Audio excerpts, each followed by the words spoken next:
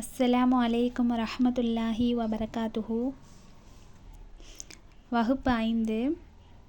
இந்த வகுப்பில் நம்ம என்ன பார்த்தோம் அப்படின்னா, நம் உள்ளம் மென்மையாகி குர்ஆன் நம் உள்ளத்துக்குள்ள நுழைவதற்கு உள்ள தகுதிகள் 4 அப்படிங்கிறத நம்ம பார்த்தோம். அதில் 3 தகுதிகள் என்ன என்பதை சென்ற வகுப்பில் தெரிந்து கொண்டோம். இன்ஷா அல்லாஹ் இந்த வகுப்பில் 4வது தகுதி என்ன என்பதை நம்ம பார்க்க போகிறோம். அந்த 4வது தகுதி தான் நமக்கு குர்ஆனை வாசிக்கும் பொழுது, குர்ஆனை படிக்கும் பொழுது, அதை புரிந்து கொள்ளும் பொழுது ஏற்படுகின்ற தடைகளை உடைத்தெறிந்தல்.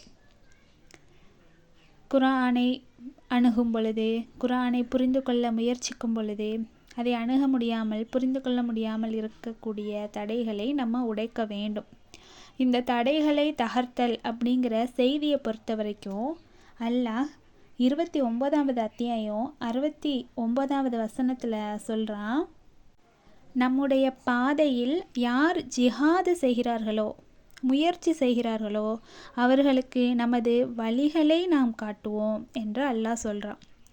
ஜிஹாத் என்பது அதனுடைய விளக்கம் என்ன அப்படின்னா, முயற்சி செய்தல், ஒரு விஷயத்தில் ஈடுபாடோடு செய்யக்கூடிய ஒரு முயற்சியை தான் ஜிஹாத் அப்படின்னு சொல்லுவோம். எந்த ஒரு விஷயமாக இருந்தாலும் அதற்கு நாம் போடக்கூடிய அந்த எஃபெக்ட் நாம் சரியாக கொடுத்தால்தான் அதற்குரிய பலனும் நமக்கு சரியாக கிடைக்கும் என்பதை நாம் தெரிந்து கொள்ள வேண்டும். உதாரணத்திற்கு நாம் இப்போ ஒரு டீ போட போகிறோம் அல்லது ஒரு சமையல் செய்ய போகிறோம் அப்படின்னா, இப்போ டீ நல்லா கிடைக்கணும் அப்படின்னா அதற்கு செய்யக்கூடிய முயற்சிகள், பால் அடுப்பில் வச்சு காய்ச்சணும், தண்ணீர் இவ்வளோ தான் ஊற்றணும், சர்க்கரை இவ்வளோ தான் போடணும், தேயிலை இவ்வளோ அளவு தான் போடணும், இஞ்சி போட்டால் கொஞ்சம் நல்லாயிருக்கும், சுக்கு போட்டால் நல்லாயிருக்கும் என்று இது மாதிரியான முயற்சிகளை செய்து நாம் அதை தயாரிக்கும் பொழுது தான் சுவையான ஒரு டீயை நாம் அருந்த முடியும். அதுபோல் இப்போ நமக்கு தயிர் வேணும் அப்படின்னா அதுக்குள்ள எஃபெக்ட் நம்ம எப்படி போடுறோம், பாலை காய்ச்சிரும், அதில் ஒரே மோர் ஊற்றி வைக்கிறோம், அதை நல்லா கிடையிறோம், இப்போ தயிராக மாறுது. இப்போ வெண்ணெய் வேணும்னா அதை கடைஞ்சி வெண்ணெய் எடுக்கிறோம், நெய் வேணும்னா அதுக்குள்ள பக்குவத்தில் நம்ம அதை செய்கிறோம். அதுபோல் நம்ம செய்யக்கூடிய ஒவ்வொரு விஷயமாக இருந்தாலும் அதற்குரிய முயற்சிகளை நம்ம செய்து கொண்டே இருக்க வேண்டும். அந்த முயற்சியை தான் அரபியில் ஜிஹாத் அப்படின்னு சொல்கிறோம். அப்போ நம்ம குர்ஆனோடு நெருங்க வேண்டும் என்றால் அதில் எவ்வளவு எஃபெக்ட் முயற்சி போட முடியுமோ அவ்வளவு முயற்சிகளை நம்ம போடணும். அப்போ இந்த முயற்சிகளை மேற்கொள்ளும் போது அதில் நிறைய தடைகள் வரும். நாம் முயற்சி செய்யும்போது நமக்கு ஏற்படக்கூடிய தடைகளை நம்ம தகர்த்து நம்ம எப்படி முன்னேறுறோம் என்பதில் பொறுத்து தான் நம்ம குர்ஆனை எப்படி கற்கிறோம், எப்படி அதை பார்வையிடுறோம் என்பதில் இருக்குது. நிறைய தடைகள் இருக்குது. அதில் முக்கியமான தடைகள் பற்றி அல்லாஹ் சொல்கிறான். குர்ஆனை கற்கிற விஷயத்தில் நமக்கு நிறைய தடைகள் வரும், தடங்கள் வரும். அதில் உள்ள தடைகள் அல்லாஹ் சொல்கிறான். 16வது அத்தியாயம் 98வது வசனத்தில், நீங்கள் குர்ஆனை ஓதினால் விரட்டியடிக்கப்பட்ட ஷைத்தானிடமிருந்து அல்லாஹ்விடம் பாதுகாப்பு தேடிக்கொள்ளுங்கள் என்று அல்லாஹ் சொல்கிறான்.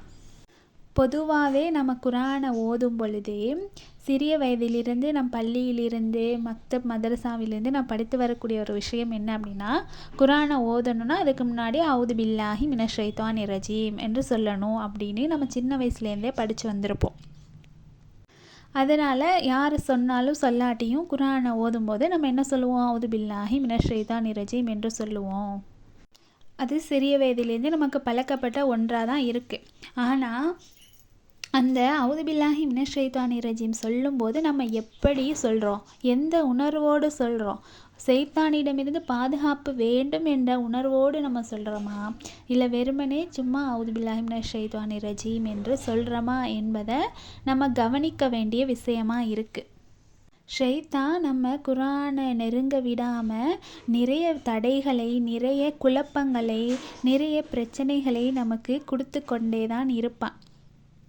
அப்படிப்பட்ட ஷைத்தான்கிட்ட நம்ம மல்லுக்கட்டி அவன்கிட்ட ஜெயிக்க முடியாது. அப்போ நம்ம என்ன பண்ணணும், அல்லாஹ்விடம் பாதுகாப்பு தேடணும். அல்லாஹ் என்ன சொல்கிறான், என்ன உதவிக்கு கூப்பிடு, நான் வரேன் என்று அல்லாஹ் சொல்கிறான். அல்லாஹ் நம்ம படைச்சிட்டு குரானை தந்துட்டு அதோடு விட்டுடாம, குரானை கற்கும் போதும் சரி, மற்ற எந்த விஷயத்திலும் சரி, எல்லா விஷயத்திலும் நான் பாதுகாப்பு தரேன், நீ கேளு நான் தரேன், என்னிடம் பாதுகாப்பு வேண்டு என்று அல்லாஹ் நமக்கு கூறுகிறான். அப்போ படைத்ததோடு விடாமல் நம்மளை பாதுகாக்கக்கூடியவனாக இருக்கிறானே, இவன் தான் நம்முடைய ரப்புல் ஆலமீன். அல்ஹம்துலில்லாஹி ரப்பில் ஆலமீன் என்று நம்ம சொல்கிறோம். இப்போ எல்லா புகழும் அகிலங்களின் ரப்புக்கே என்று நம்ம சொல்கிறோம்.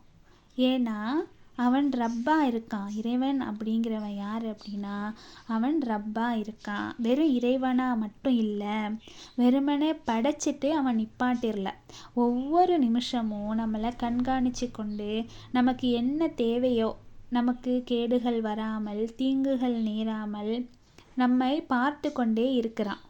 நமக்கு எந்த ஒரு ஆபத்தும் வராமல் நம்மளை கண்காணித்து கொண்டு பாதுகாத்து கொண்டு இருக்கக்கூடிய வேலையை செய்து கொண்டு இருக்கிறான். அப்போ அந்த ரப்புல் ஆலமீன் நமக்கு வழிகாட்டுறான். நீ தனியாக நின்று ஷைத்தானிடம் போராட நினைக்காத, உனக்கு உதவி வேணும்னா என்கிட்ட கேளு என்று அல்லாஹ் சொல்கிறான். உதாரணத்திற்கு நம்ம நடந்து போகிறோம், ஒரு வீட்டில் உள்ள வளர்ப்பு நாய் நம்மளை பார்த்து குறைக்குது, கடிக்க வருது. இப்போ நம்ம என்ன பண்ணுவோம், நீ என்னையே கடிக்க வரியா, நான் உன்னை கடிக்கிறேன் பாரு என்று அந்த நாயிட்ட மல்லு கட்டிக்கிட்டு நிற்போமா? அல்லது அந்த நாயுடைய பாதுகாவலரை, பராமரிப்பாளரை கூப்பிட்டு உங்கள் நாயை பிடிங்க, எங்களை பார்த்து குலைக்குது அப்படின்னு நம்ம சொல்லுவோமா? இப்போ அந்த பாதுகாவலர்கிட்ட தான் நம்ம சொல்லுவோம். அதுபோல தான் நம்முடைய ஒவ்வொரு விஷயமும் ஷைத்தானுடைய சூழ்ச்சியிலிருந்தும் அவனுடைய கேடுகளிலிருந்தும் பாதுகாப்பு வேணும்னா அதை படைச்ச இறைவனான ரப்புல் ஆலமீனிடம் தான் நாம் உதவி கேட்க வேண்டும் என்பதை நம்ம புரிந்து கொள்ள வேண்டும். ஒரு நாய் எப்படி தன்னுடைய எஜமானுக்கு கட்டுப்படுதோ அது மாதிரி தான் ஷைத்தான் அல்லாவுக்கு கட்டுப்பட்டு தான் ஆகணும். அப்போ நம்ம அல்லாட்ட உதவி கேட்கணும்.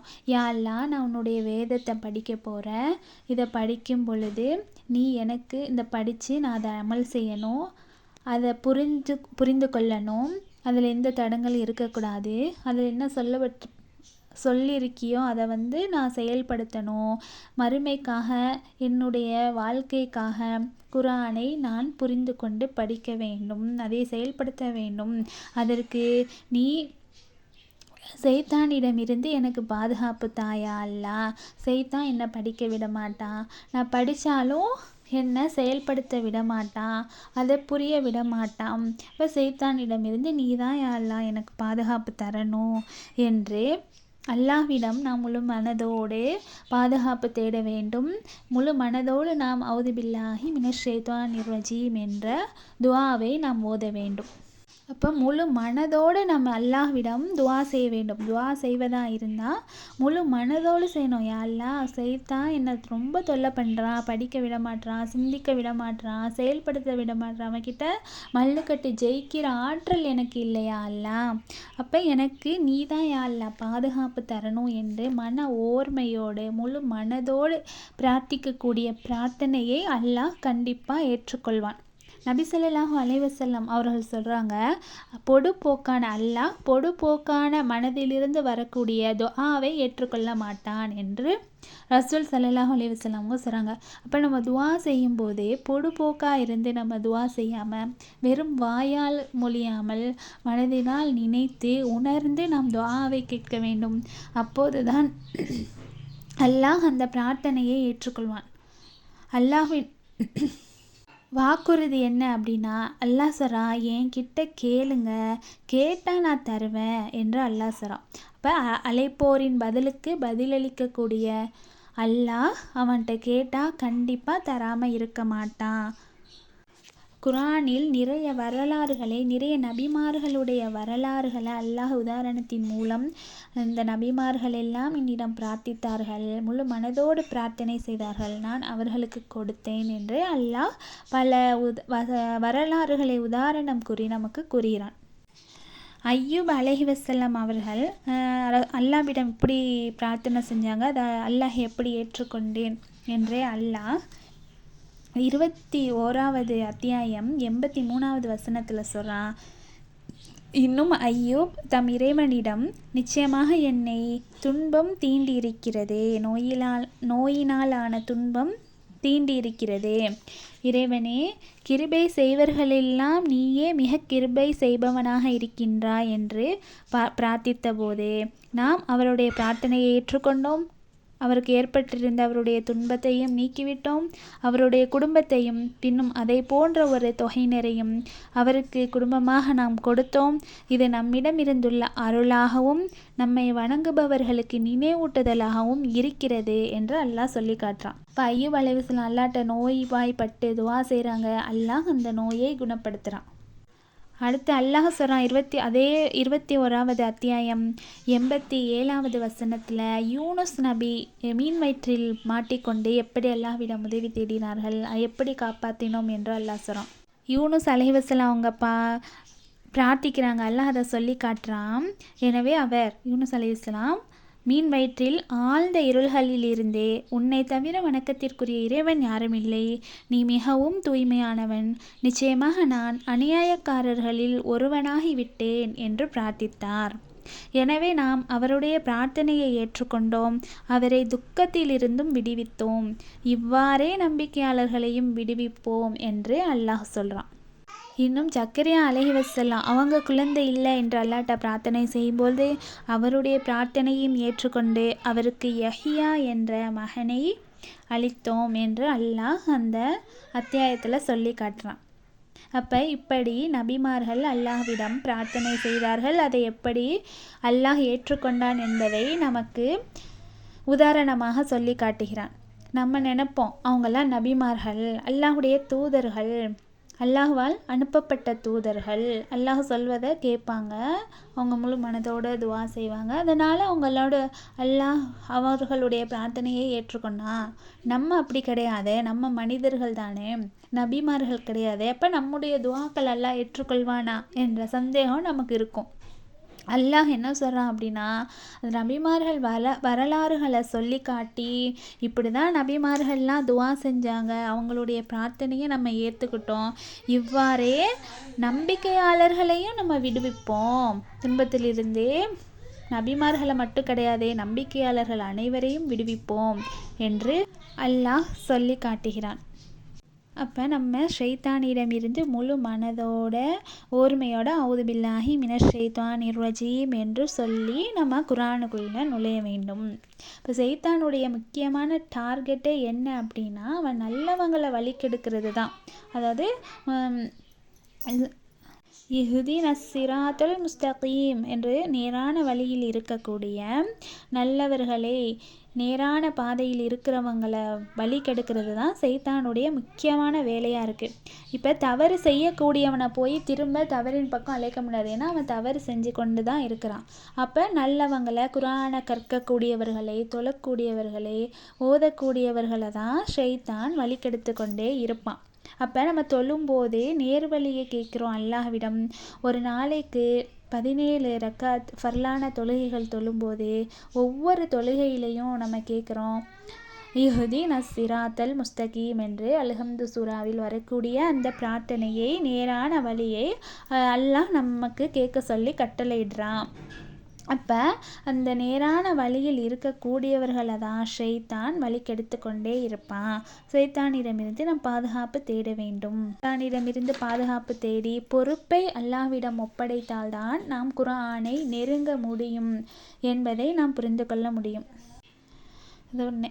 அடுத்து இந்த நேரான வழி, குர்ஆன் ஸிராத்துல் முஸ்தகீம், குர்ஆன் என்பது நேரான வழியாக இருக்குது. இதுக்கு விளக்கம் கூறுவதாக இருந்தால் 3 அம்சங்களை கொண்டு இதுக்கு விளக்கலாம்.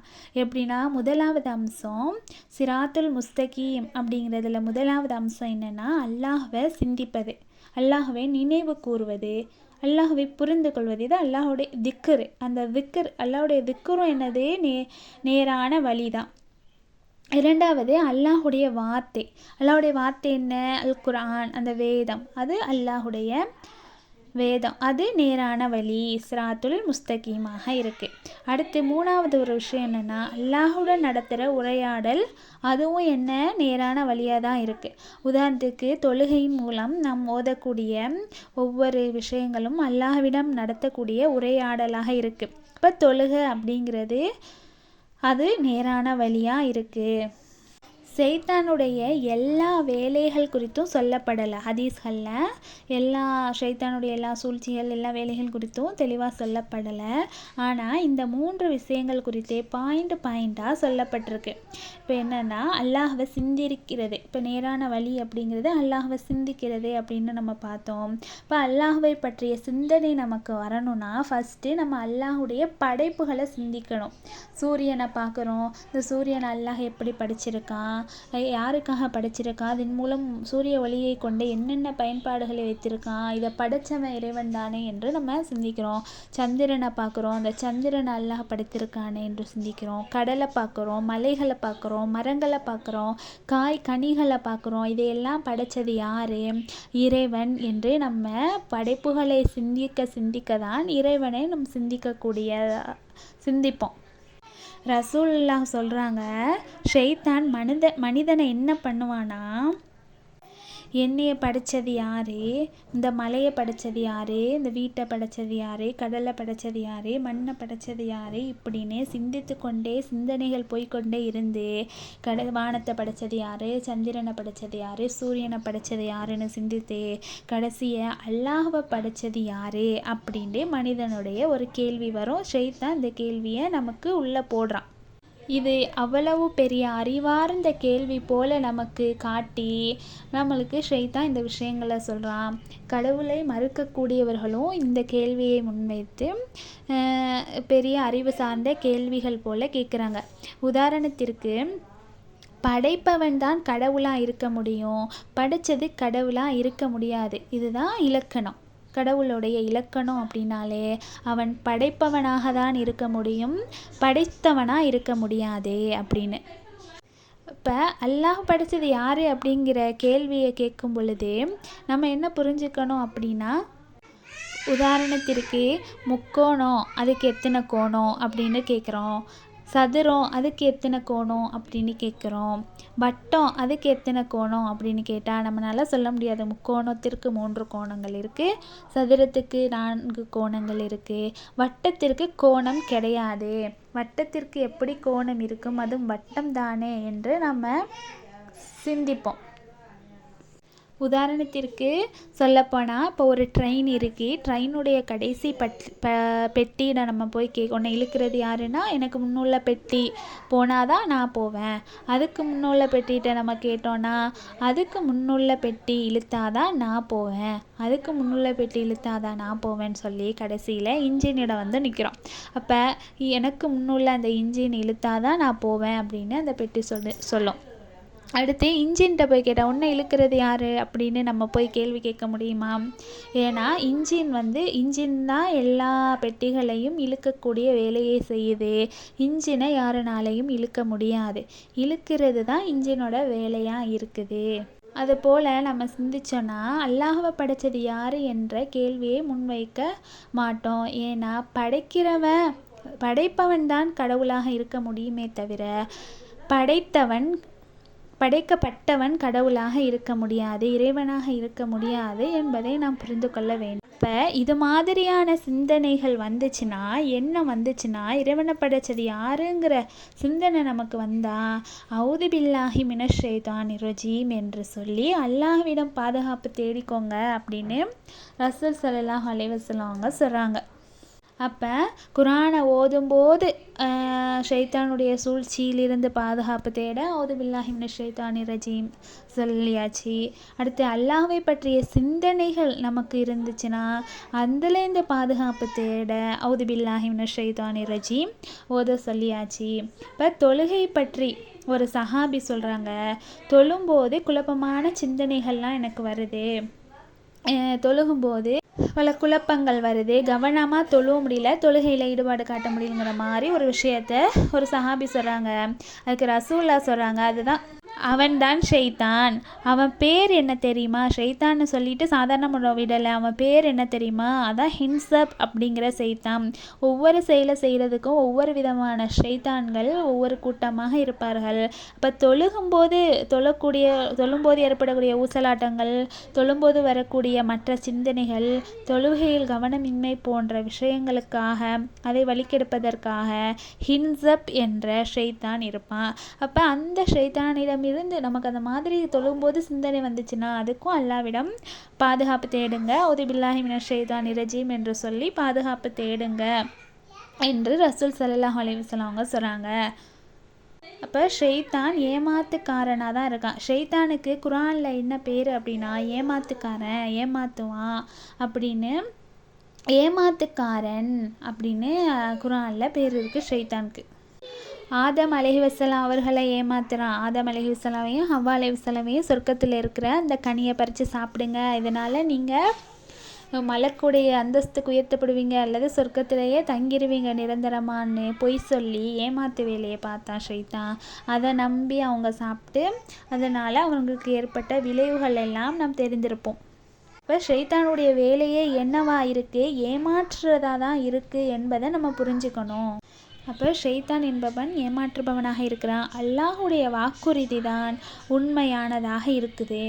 அப்போ ஷைத்தான் மனிதர்களோடு நடத்துகிற உரையாடல் பற்றி அல்லாஹ் 17வது அத்தியாயம் 22வது வசனத்தில் சொல்கிறான்.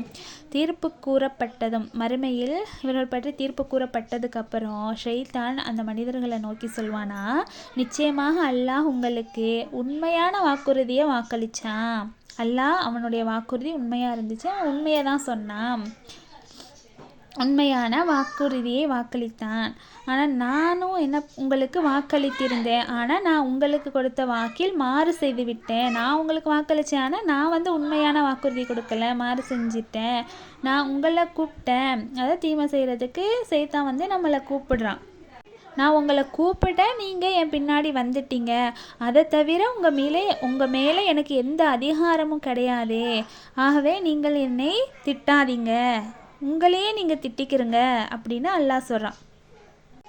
என் மேலே கோவப்படாதீங்க, உங்கள் மேலேயே நீங்கள் கோப்பிட்டுங்க. நான் உங்களை தான் கூப்பிட்டேன், நீங்கள் தான் வந்தீங்க, அதுக்கு நான் பொறுப்பு கிடையாது. என்ன திட்டாதீங்க, என்ன ஏசாதீங்க, என்கிட்ட கோச்சிக்காதீங்க, உங்களையே நீங்கள் கோச்சிக்குங்க, உங்களையே திட்டிக்குங்கன்னு சைத்தான் நம்மளை பார்த்து, அதாவது இந்த நரகவாசிகளை பார்த்து சைத்தான் சொல்லுவானா மறுமையில், நான் உங்களை கூப்பிட்டேன் தான், நான் உங்களை காப்பாற்ற முடியாது, அதுபோல் நீங்களும் என்னை காப்பாற்ற முடியாது. அப்போ ஷைத்தான் நமக்கு தவறான சிந்தனைகளை போடுறது தான் அவனுடைய வேலையாக இருக்கும். அதை ஃபாலோ பண்ணிக்கிட்டு நம்ம போனோம் அப்படின்னா நமக்கு தான் பிரச்சனை வருமே தவிர அவனுக்கு அது லாபமாக தான் இருக்கும். ஷைத்தான் நம்ம மனதில் ஒரு எண்ணத்தை தான் போடுவான், இந்த மாதிரி படம் பாரு, சாங்கு கேளு, சினிமா பாட்டு கேளு அப்படின்னு ஷைத்தான் தான் நம்மளுக்கு சிந்தனைகளை ஏற்படுத்துவான். ஆனால் நம்ம தான் என்ன பண்ணுறோம், எடுத்து படம் பார்க்குறோம், டிவி பார்க்குறோம், சாங்கு கேட்குறோம். இப்போ ஷைத்தான் இந்த மாதிரிலாம் சொல்லுவானே, அவன் பேச்சை கேட்டு நம்ம பண்ணுறோமே.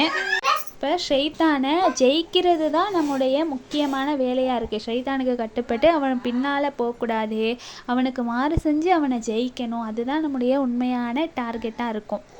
இப்போ ஷைத்தான் நமக்கு இது மாதிரியான சூழ்ச்சிகளை செய்து கொண்டு தான் இருக்கான். இப்போ அந்த ஷைத்தானுடைய சூழ்ச்சியை முறியடிக்கணும்னா அதற்கு அல்லாஹ்விடமிருந்து நான் பாதுகாப்பு தேடணும். அல்லாஹ்விடமிருந்து பாதுகாப்பு தேடி நம்ம அவனை முறியடிக்கிறது மிக சுலபமானதாக இருக்குது. அல்லாஹுடைய உதவியோடு சைத்தானை ஜெயிக்கிறது அப்படிங்கிறது மிக எளிதான ஒன்றாக இருக்குது.